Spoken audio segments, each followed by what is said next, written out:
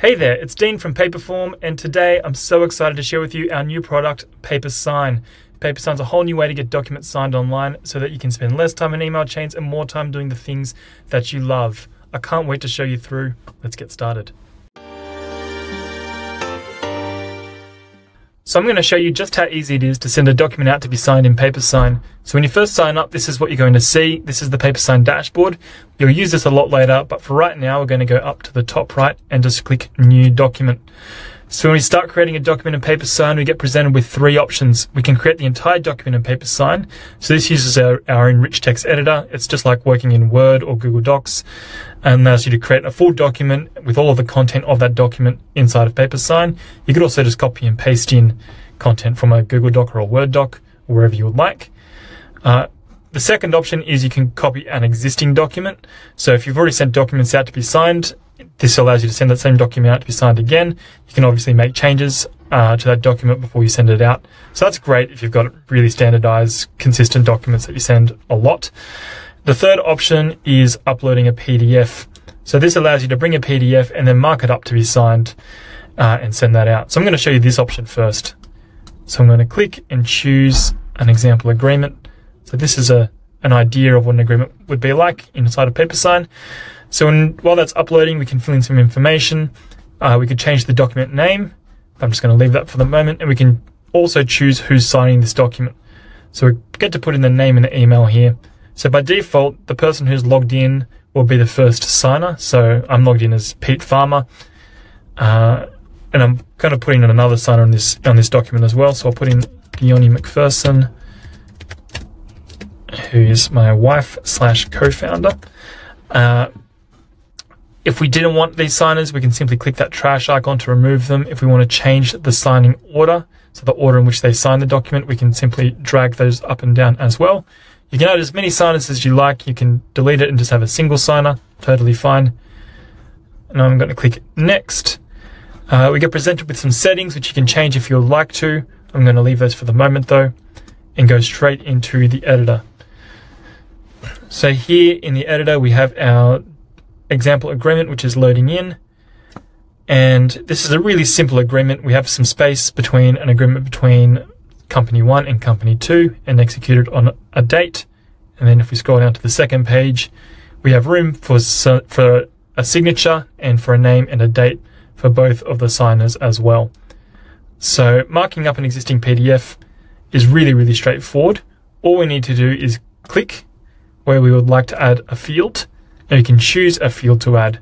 So this is an agreement between, say, a company 1, so Pete Farmer's company, which I'm going to drop in there. I can resize this box just by grabbing that handle down the bottom right, and a text field for the second signer, which is Diony. All right, so we have two text fields in, and executed on a date, which I'll get Diony to sign as well. All right, so that's as simple as it gets. You can simply click and say, I want a text field and which signer it's for. Now I'm going to scroll down and do the same thing down here. I'm going to add a signature field for the first signer. That's going to drop in a signature box. Can resize that. And signed by. Now we actually want the name of the person who's signing here, which we already know. We know the first person who's signing is Pete Farmer. So I can scroll down, and down the bottom of this menu, we have quick fields. So I can simply click the name of Pete Farmer. Now what this is going to do is it's put in a text field asking for the name of the person, but because we already know it, it's connected it to the name attribute of this person who's signing. So we can put in different attributes into text fields, so name, company, job title, phone. You can also create your own attributes. And what this means is that anytime the name is entered in this document, it'll default to whatever value we know. So if we think this person's name is Pete, but he wants to change it to Peter Farmer, for example, then that name field, everywhere it's used in the document, will update. So they're all linked, which is easier for the person who's signing and easier for you to know that somebody hasn't filled in the wrong information accidentally in a single field. The date field, I'm just going to do the date of Pete Farmer. Okay, so you might notice at party 2, there's room for the exact same fields again. So the simplest way to actually handle this is we can copy and paste. So I can select a field and do Command or Control C, and then Command or Control V, and that's going to paste the field. And I'll do the same thing for the name, and the same thing for the date. But you'll notice that these fields are still for signer 1, whereas we'd want them to be for the second signer. We'd want Diony to sign these, not Pete Farmer. So I can simply change that by clicking the field and then going to the configuration menu over here and changing who it's for. So that's changed to now be for Diony. You can see that it's changed color to reflect that. The other way you can do that is you can right click a field and go assign to and assign to. So it's very quick and easy to change who fields are for, and the colors really represent, you can see they're linked here, who signs. You can also quickly jump around fields, so if you want to change fields at any time, you can click to be scrolled to and highlight fields. There's a bunch of configuration options in here which I won't go into at the moment. But anyway, that's it. This document's been marked up. That's ready to sign. We can send that out. If you'd like to preview what it's like to sign that document, you can click the preview option up the top right, just to make sure that you've got it right. We've got an example agreement in place there to authorize electronic consent. But now I'm previewing this as Pete Farmer, so this is the first signer. So this should show me all of the fields that Pete needs to sign. So if you're signing on behalf of Paperform, then he could sign. It's already got his name and date placed in automatically. All right.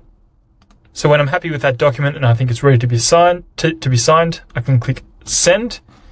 And we have a confirmation window which shows us the signing order. So we could change that. If we wanted Diony to sign first, we can simply drag those around.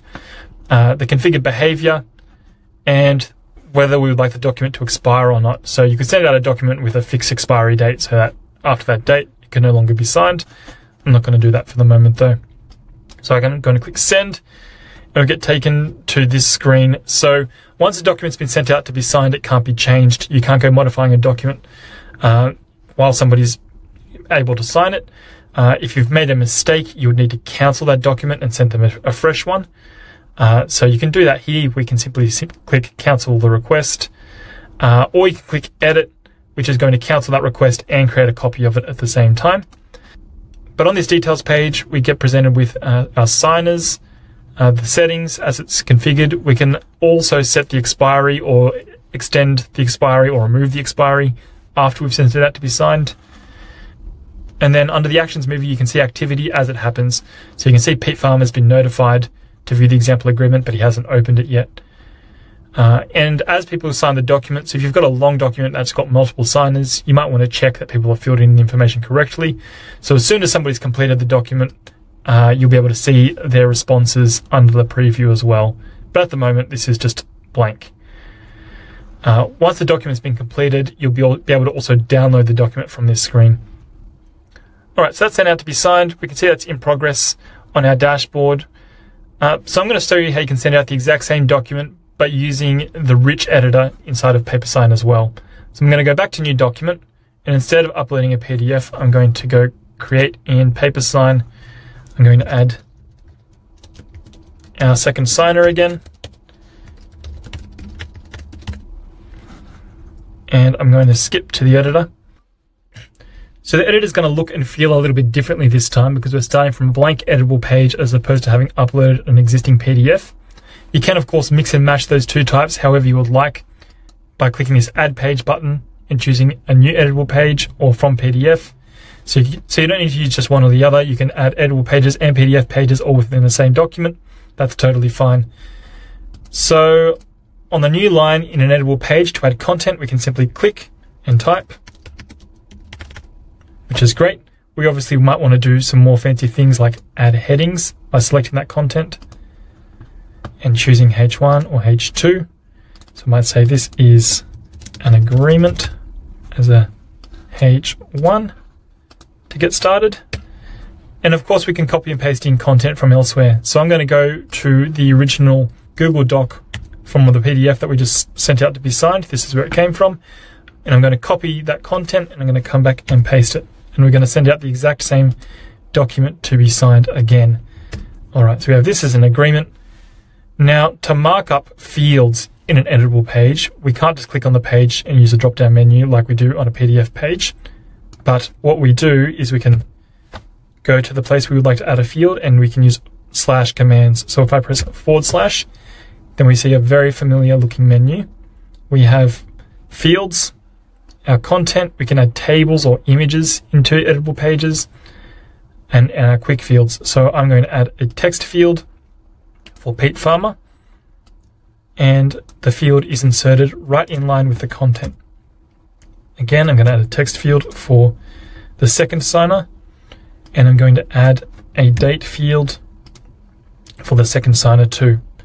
If you don't like using slash commands, you can use this plus button to the left of the line, which opens up and displays the exact same drop down.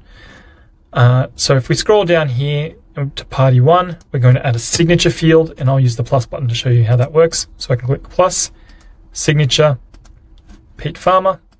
And just like when we're inserting fields into a PDF, we can resize those fields however we would like.